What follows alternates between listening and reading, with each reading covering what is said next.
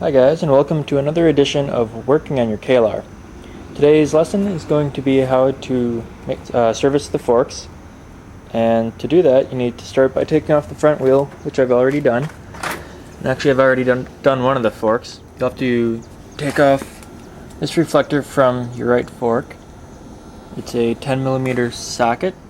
You'll also need to take off the brake caliper from the left fork, which is a 6mm Allen head, as well as the reflector on the left side as well, which is 10mm socket.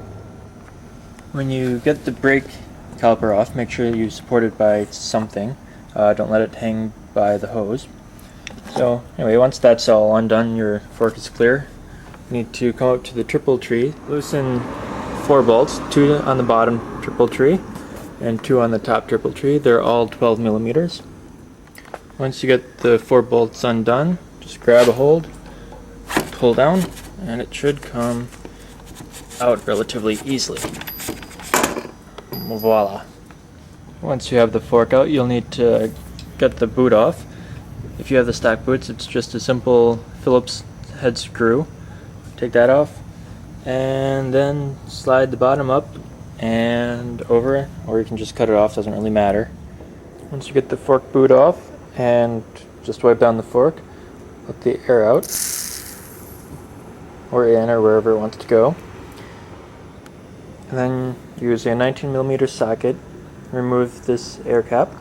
I found that it works pretty well if you actually put the fork back in the triple tree, tighten the clamps down, and then just wrench it from there.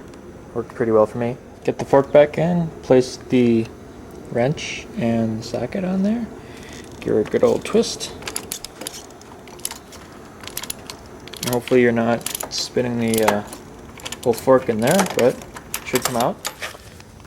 To drain the oil, there is an oil drain right there, but I found it's easier to get most of it out just by removing the cap, tilting it upside down into a worthy container, and then get the rest out with the oil drain. And don't forget to pump the shock a few times to get all the oil out. When you remove this, be careful. It is under some spring tension. It's nothing too horrible. You should be able to just hold it with your hand and pop it off. And then once you get it out, you'll find the spring spacer and the spring seat. Once you get most of the oil drained out, next thing to do is undo the fork dampener, which sits in from about here to here. And you're going to need an extension or an array of extensions to get to the end of the fork dampener, and there is a 24mm sockety type thing on there, so you can use a 24mm nut, which you might recognize as the nut for the rear axle, and a 24mm socket, a bunch of extensions to reach outside the tube. And then what I did was I wedged the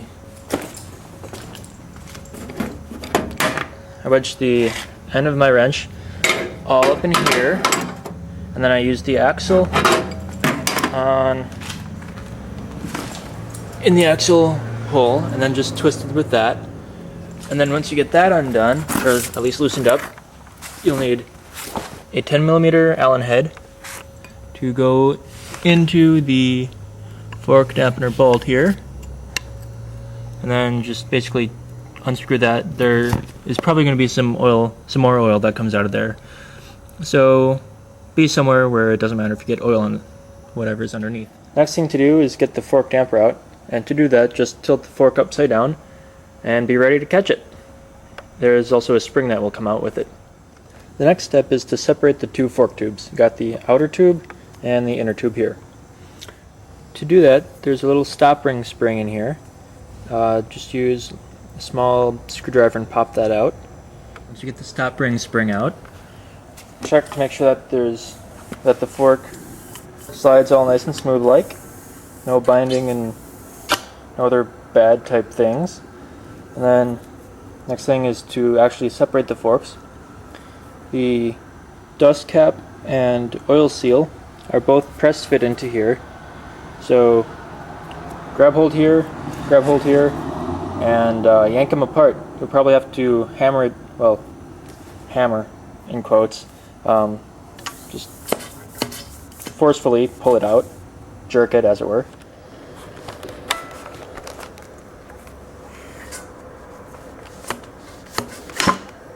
Like that.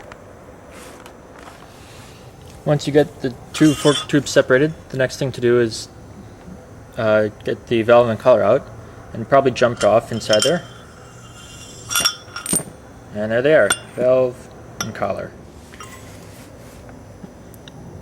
Next thing to do is get rid of the dust seal and oil seal. That's these two things right here. Doesn't look like two, but it actually is. And also the backup seal ring and this ring, the guide bushing.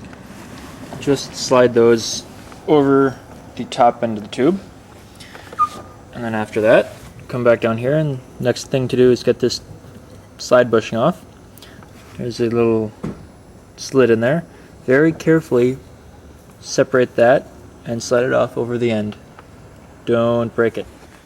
Things that you should not remove are this bushing on the fork dampener. If you break that, you got to get a whole new fork dampener because they don't make they don't sell just that part. Also, that ring on there, they don't sell that by itself. And on the fork, whoops, don't take out anything in here because then you'd probably have to get a new fork tube or something like that. So it's easier just, not to do it. Make sure you clean all the parts. The climber manual says put them in some sort of solvent, and then wash them with soap and water and blow dry them with an air compressor. But I have access to none of those, so I used rags. Yeah, I know, a buttload of them. If you have access to a parts cleaner, by all means, use it. And if not, then rags will have to do. Things to look for when inspecting are worn coatings on bushings like this. Also like that.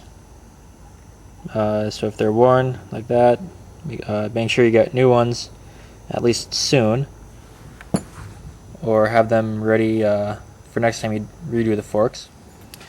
On the fork dampener, make sure that those two holes are clean and working. Well, yeah, just clean. If they're clean, they'll work. I'll be replacing the oil seals and the dust seals and the boots. I got some sweet looking boots. Sweet compared to the old looking pieces of shit that I had to duct tape and were still falling apart. When reassembling the forks, make sure to lubricate all the parts with fork oil or whatever you happen to be using. I've heard good things about ATF, so I'm using that. You should use fork oil. Well, actually it's your bike. You should use whatever you want. Fork oil is recommended. I'm using ATF. Your bike, your choice. So, anyway. Put the drain screw back in. Right there. Once you get the drain screw in, the next thing to do is install the slide bushing. Make sure coat it in fork oil, and then only open it enough to slide it on over this lip, and then seat it in there where it came from. Once you get the slide bushing back on, next thing to do is install the fork dampener and the fork dampener spring. Once you get the spring out here, it's going to go in this end of the tube, top end, slide all the way down, stick out about like that.